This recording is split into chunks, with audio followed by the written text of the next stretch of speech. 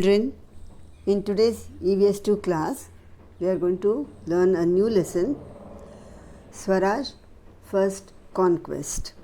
So before starting this lesson, let us revise what we had learnt in our earlier lesson, the Oath of Swaraj. If you all remember, in the year 1645, Shivaji, along with his friends, he took Oath of Swaraj at Raireshwar temple. He took the oath, that's fine. But did he sit quiet after taking the oath? No. He started making preparations for establishing Swaraj. He started training himself and also his friends in horse riding, sword fighting, exploring the secret paths in the hills, getting familiar with the general topography of land, its valleys and ghats and possible communication routes, and they also learnt how to escape from enemies' territories and many other things, like how and where the enemies are storing their ammunitions and where there are cellars, underground routes. So all these they started learning to establish Swaraj. Now, in the Baramawal region, there were many Deshmukhs who were guarding their watans, and they always fought with each other. This led to loss of lives of the people and also money. So Shivaji saw this waste of manpower and money and decided to put an end to it. He spoke to few of these Vatandas and they accepted Shivaji as their leader.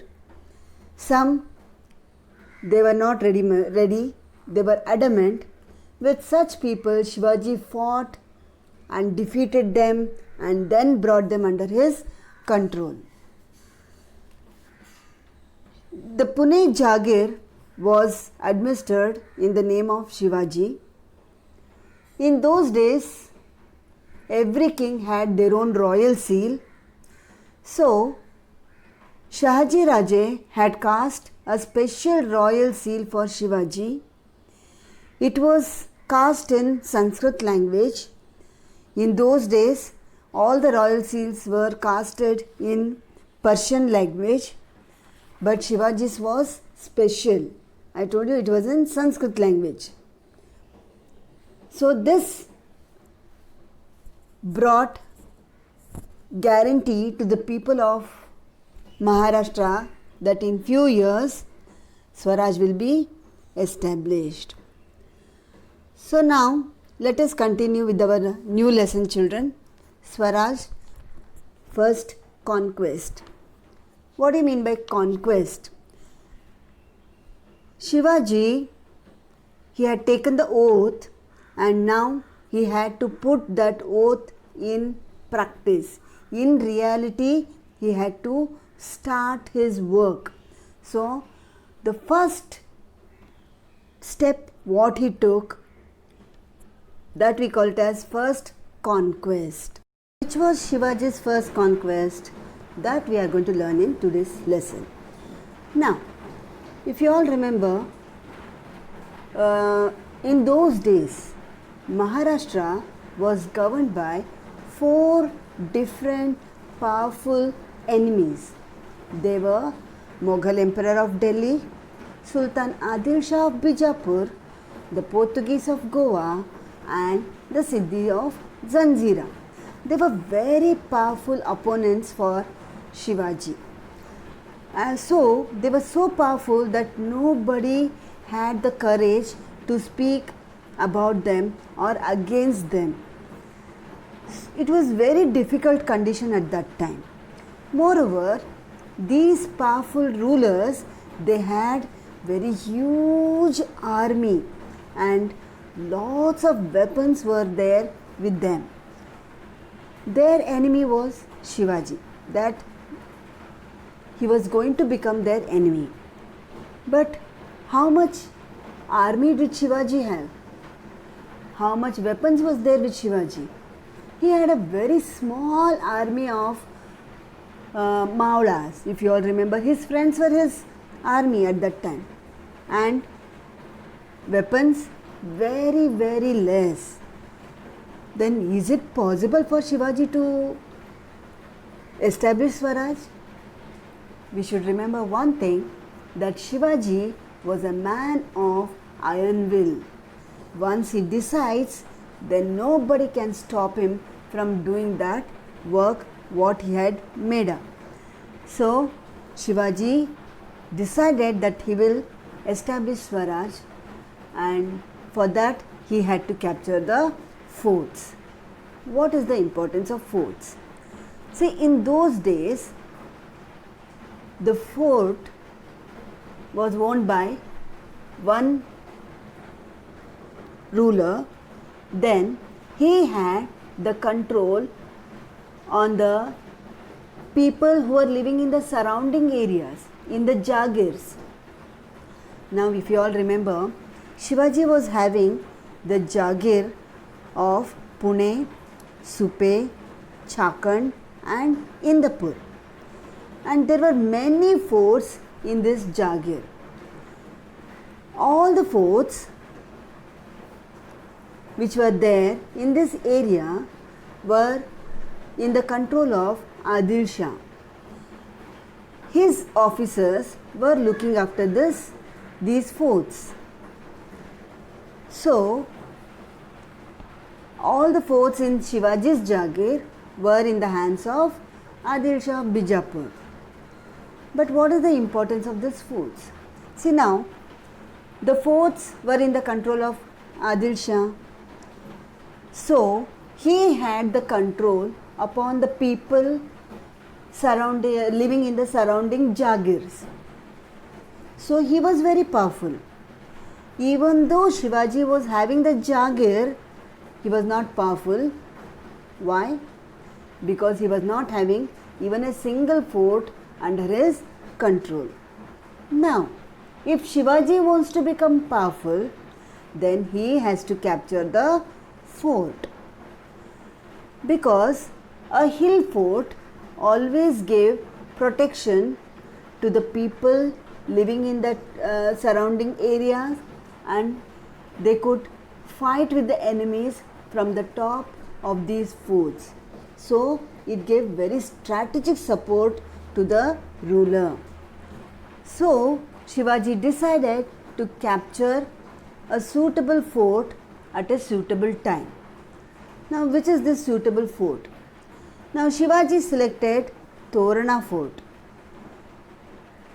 This Torana fort, it is situated to the southwest of Pune in Kannad Valley. So, it was a very well known fort and it was very good and well suited for defense. Now, there were two marches, powerful marches, strong marches on this fort. What do you mean by marches? Marches means not the matchbox, children, it is marchi. Okay. So, what are these marches? Now, children, when you look at this picture, this is the fort of Torana, which is taken from down. Okay. Now, when you are climbing this fort, can you make out there is a flat land on somewhere in the middle or somewhere on top? No. Usually, when we are climbing a hill, all of a sudden we come across a flat land, and it is a natural one. Such natural plateau which is found on the slope of a hill, we call such natural plateau as machi. So, there were two strong machis on Torana fort. See, I showed you the picture earlier of Torana fort. Now, while climbing the hill, can you make out there could be a machi like this on top of the hill? No, it is very difficult to make out from down. So, there were two such powerful machis on this Torna fort. One is Budhla Machi and the other one is Zunzar Machi. Zunzar Machi, the name itself tells you, Zunzar means brave, fighter. Okay, so this Machi gave powerful defense against the enemy. So, if you want to go to the fort, there was only one way, that you have to cross the Zunzar Machi to reach the fort. And this you can make out, it's a very small passage to reach the fort. So, if anyone is careless, you will fall and you will lose your life in the valleys. Okay, so it was very difficult to cross this passage and go to the fort. So it was considered as one of the strong forts of Maharashtra. And on this fort there was a temple of goddess Toranjai. So that's why it was called as Torna fort. And moreover, why Shivaji selected this fort? You all know that Adil Shah was so powerful, so strong. Then why Shivaji decided to capture this fort?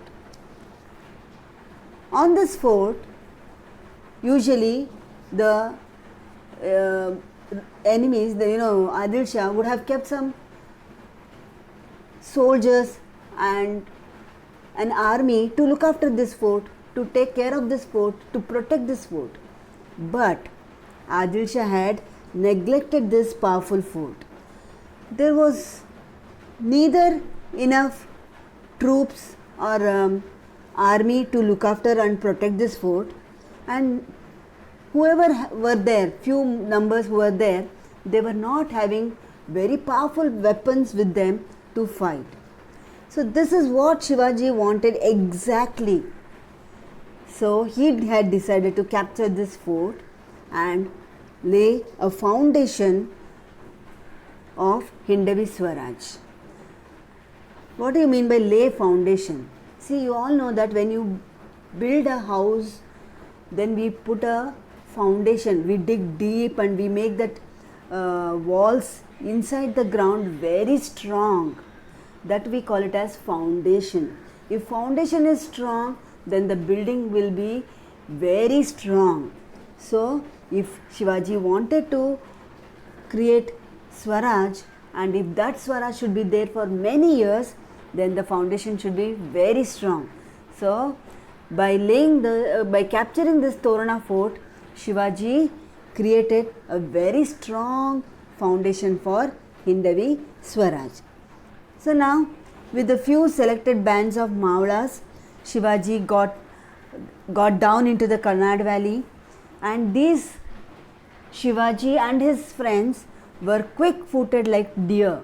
Means the deers are very fast in running and they are very swift, means quick in finding out whether the enemy is coming or not. And they were courageous like the lion. So they got down into the Karnad Valley and they started climbing the Torna fort. And as and when they started climbing, on each and every place where they could find the enemy's army, they defeated them and they went on capturing one part of the fort, the other. So when they reached the top of the fort, Tanaji Malsure hoisted the Maratha flag at the main entrance of the fort. And another person, Yesaji Kang, he was a trustworthy and a loyal companion of Shivaji Maharaj. He posted guards at important points. Now they have captured some parts of Torna fort, so those parts should be protected. So for that, Yesaji Kang kept suitable army men to look after those places, and without much resistance, means there were not many soldiers to protect this fort from Adil Shah's side, so they easily defeated whoever were there and they captured Torna fort. So when they captured the fort, they the whole Mawal Valley came to know that Shivaji Maharaj had captured this Torna fort, and everywhere they could hear only one thing, that was Shivaji Maharaj ki Jai. So the first battle drums and pipes of Hindavi Swaraj started sounding, and the echo of this sound could be heard throughout the valley of Pune and Supe Jagir. So by this Shivaji captured Torna fort and laid foundation for Hindavi Swaraj. See, when you observe this fort, children, it is very wide and very huge fort. In Marathi we call it as Prachanda, means very very huge. So Shivaji named it as Prachandagad. Earlier it was Torna fort, now he named it as Prachandagad. So by capturing this fort, Shivaji laid foundation for Hindavi Swaraj. Now let us revise what all we have learnt so far in this lesson, children. See, Maharashtra was governed by four powerful opponents. They were Mughals of Delhi, Sultan Adil Shah of Bijapur, the Portuguese of Goa, and Siddhi of Janjira. They were very powerful and they were having lot of weapons with them. But Shivaji had a very small army and he had very less weapons. Even then he had the courage to establish Swaraj, opposing these four powerful rulers and lay foundation for Swaraj. So in those days, forts played a very important role in fighting with the enemies. Shivaji's Jagir, Pune, Supe, Chakan and Indapur had many forts. All these forts were in the control of Adil Shah of Bijapur. So if Shivaji wanted to create Swaraj, then he had to capture forts, because without forts the control over Jagir was meaningless. So Shivaji decided to capture Torna fort to lay foundation for Hindavi Swaraj. Why Torna? See, this Torna fort was a very renowned fort, well suited for defense. This fort was neglected by Adil Shah. There were not enough troops to protect this fort and they were not having enough weapons to protect this fort.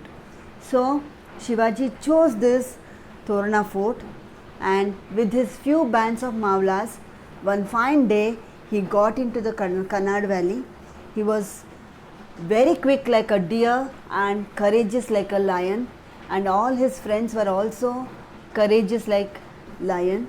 They got into the valley and they went on capturing different parts of the fort, and without much resistance they captured Torna fort, and Tanaji Malsure hoisted Maratha flag at the entrance of Torna fort, and Esaji Kank, who was a very loyal and trusted friend of Shivaji Maharaj, he posted guards at important positions of the fort and they captured Torna fort.